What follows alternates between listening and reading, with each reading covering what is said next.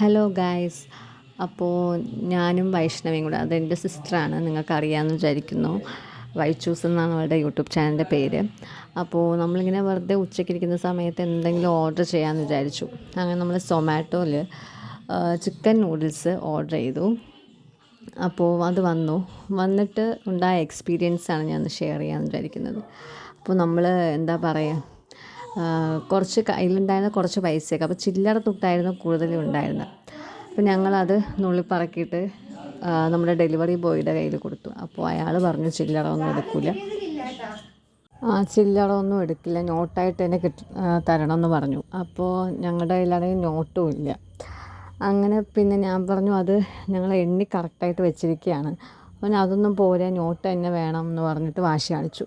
അവസാനം ഞാൻ പറഞ്ഞു എൻ്റെ എനിക്ക് നോട്ടില്ല ബ്രോ, ചില്ലറ മാത്രമേ ഉള്ളൂ. ലാസ്റ്റ് അയാൾ ഞങ്ങളെ കൊണ്ട് അത് എണ്ണിപ്പിച്ചു, അവിടെ വെച്ചിട്ട് തന്നെ എണ്ണിപ്പിച്ചിട്ടാണ് വാങ്ങിച്ചത്. അതുമല്ല, ഒരു റൂഡായിട്ടുള്ളൊരു ബിഹേവിയറായിരുന്നു പുള്ളിക്കാരൻ്റെ ഭാഗത്തു നിന്നുണ്ടായിരുന്നത്.